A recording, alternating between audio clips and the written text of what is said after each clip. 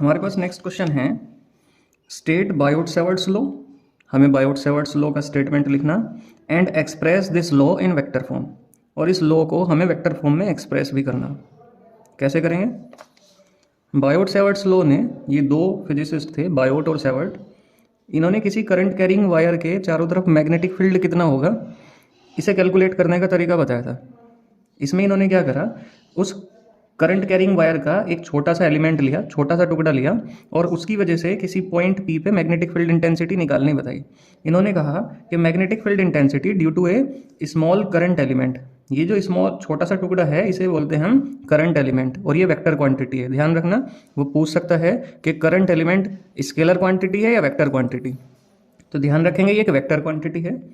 तो D we directly proportional है आई D L के, इसे ही हम करंट एलिमेंट बोल रहे हैं आई डी एल को।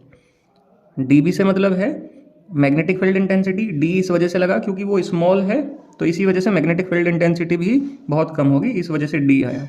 तो डी बी डायरेक्टली प्रोपोर्शनल है साइन थीटा के, मतलब डी एल और आर के बीच में जो एंगल बन रहा होगा उसका साइन, और डी बी डायरेक्टली प्रोपोर्शनल है 1/r² के। इसका मतलब ये होगा कि जैसे जैसे आर की वैल्यू ज़्यादा होगी मैग्नेटिक फील्ड इंटेंसिटी उतनी ही कम हो जाएगी स्क्वायर के हिसाब से। ठीक है, अगर इन तीनों फैक्टर को हम कंबाइन करते हैं तो डी बी डायरेक्टली प्रोपोर्शनल आ गया आई D L sine theta upon में r² आ गया। ठीक, प्रोपोर्शनैलिटी हटाएंगे तो एक कांस्टेंट लगाना पड़ेगा जो कि फिजिक्स में लगता ही है। प्रोपोर्शनैलिटी के लिए हमने लगा दिया k।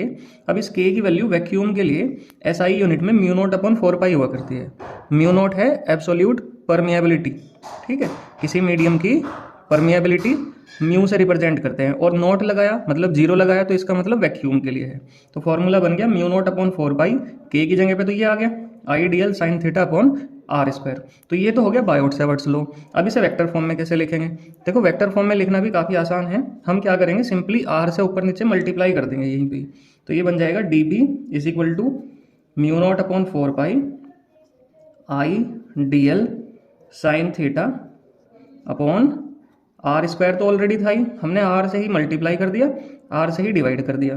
तब ये क्या बना, ये बना μ0/4π I D L sine theta into R upon में क्या बन गया r³ बन गया। तो D B is equal to, अगर इसे वेक्टर फॉर्म में लिखें, अगर आपको ध्यान होगा ये था कि a क्रॉस b, अगर दो वेक्टर की हम क्रॉस प्रोडक्ट करेंगे a क्रॉस b, तो ये किसके इक्वल हुआ करती है, ये हुआ करती है ए बी साइन थीटा के। ठीक है, ए बी साइन थीटा और एन कैप के इक्वल। ठीक है, इसी तरह से अगर मैं इसे वेक्टर में लिखना चाहूँ तो मुझे वेक्टर लगाना पड़ेगा, और जो जो भी वेक्टर हैं उन्हीं की मैं क्रॉस कर दूंगा। μ0/4π आई, देखो dl और r ये दो वेक्टर क्वांटिटी हैं।